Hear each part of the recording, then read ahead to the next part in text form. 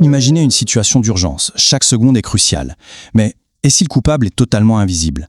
C'est exactement de ça qu'on va parler aujourd'hui. On va plonger au cœur d'une véritable enquête chimique, le dépistage toxicologique d'urgence. Une discipline où chaque indice, même le plus petit, peut littéralement sauver une vie. Et là, le défi est immense.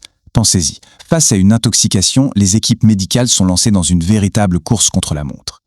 La question de départ, elle a l'air simple, mais la réponse est incroyablement complexe. Comment on fait pour identifier un poison inconnu quand on n'a que quelques minutes? Bon, la toute première étape de cette enquête, c'est un peu comme dans une série policière, il faut isoler les suspects.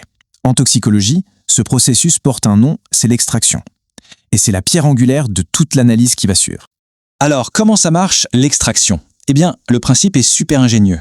En fait, tout est une question de chimie acido-basique.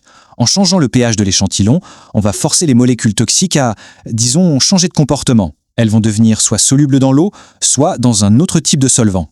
Et c'est ça qui nous permet de les capturer, de les isoler du reste, que ce soit du sang ou de l'urine. Imaginez vraiment un aimant chimique. C'est exactement ça. On ajuste l'environnement et hop, la molécule qui nous intéresse est attirée par un solvant bien précis. Ça la sort du mélange, qui est souvent très complexe. On la piège en quelque sorte pour pouvoir l'étudier tranquillement après. Ok, une fois qu'on a isolé nos suspects, on les classe en deux grandes familles. C'est une question de nature chimique. D'un côté, on a les toxiques acides. Un exemple classique, ce sont les salicylés, qu'on trouve dans l'aspirine. Et de l'autre, on a les toxiques basiques, comme certains antidépresseurs ou neuroleptiques. Allez, concentrons-nous sur le premier groupe, les toxiques acides. Pour les démasquer, les chimistes ont une technique qui est presque de la magie. Ce sont des réactions qui vont révéler l'identité du coupable grâce à un changement de couleur. C'est aussi simple et visuel que ça. Et ce qui est vraiment fascinant, c'est l'élégance du truc. C'est d'une simplicité désarmante. On a principalement deux tests, les réactions de Trinder et de Paris, qui agissent comme des révélateurs. On ajoute quelques gouttes d'un réactif, et si la substance est là, bam, la solution change de couleur. Pas besoin de machines ultra complexes, le résultat est là, sous nos yeux. Prenons le cas des salicyliques. Là, on utilise la réaction de Trinder. L'analogie du partenaire de danse est parfaite. Imaginez que le fer dans le réactif, c'est un danseur très sélectif. Il ne veut danser qu'avec les salicyliques. Alors dès qu'ils se rencontrent, ils forment un nouveau couple chimique, et c'est ce couple qui donne cette magnifique couleur violette, très caractéristique.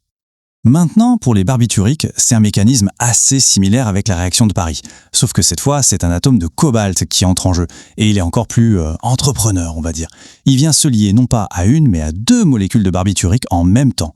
Résultat, une coloration violette super intense et, point absolument crucial, très stable. Ce qui confirme la présence du toxique sans l'ombre d'un doute. Bon, on a vu les acides. Maintenant, passons de l'autre côté de l'enquête, les toxiques basiques. La logique, au fond, reste exactement la même. Ce qui change, bien sûr, ce sont les réactifs. On a besoin de nouveaux révélateurs pour cibler cette nouvelle famille de molécules.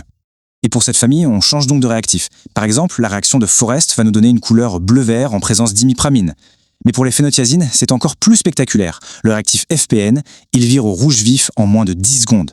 10 secondes! C'est cette rapidité, cette quasi-instantanéité qui est absolument essentielle dans une situation d'urgence.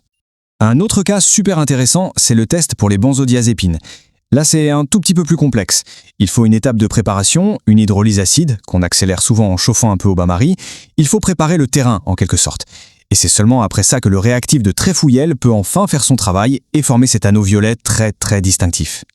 Alors voilà, on a identifié le coupable, c'est super. Mais est-ce que ça suffit? Pas tout à fait.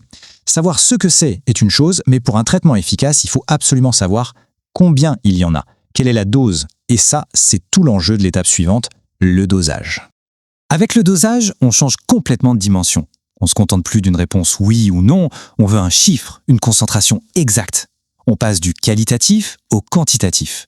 Pour ça, on utilise une machine qui va mesurer très précisément l'intensité de la couleur qu'on a obtenue. Le principe est simple, plus la couleur est foncée, moins la lumière passe à travers. Et cette mesure nous donne la concentration exacte du poison. Un exemple parfait pour illustrer ça, c'est le paracétamol. À la base, la molécule de paracétamol, elle est incolore, on ne la voit pas. Mais, grâce à une réaction chimique bien précise, on va la transformer en un tout nouveau composé. Et ce nouveau composé, lui, il est bien visible, il a cette couleur jaune-orangé très reconnaissable. Et le point clé, le voici. L'intensité de cette couleur jaune-orangé n'est pas due au hasard. Pas du tout. Elle est directement proportionnelle à la quantité de paracétamol qu'il y avait au départ. En clair, plus la couleur est foncée, plus la concentration est élevée. Et ça, pour un médecin, c'est une information absolument vitale pour décider du traitement. Donc si on résume tout ça, Cette enquête toxicologique, c'est un processus en 3 temps, hyper bien rodé et surtout rapide. 1. L'extraction pour isoler les suspects. 2. L'identification avec ces fameuses réactions colorées. Et 3. Le dosage pour mesurer la quantité et donc le danger. Et le tout, ça se joue en quelques minutes à peine. Mais voilà, cette course contre la montre, elle ne s'arrête jamais vraiment.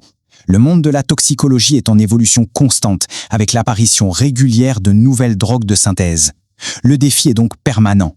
Et ça nous laisse avec une vraie question pour l'avenir. Comment est-ce que ces techniques fondamentales, aussi ingénieuses soient-elles, vont devoir évoluer pour garder une longueur d'avance et continuer à démasquer les poisons de demain ?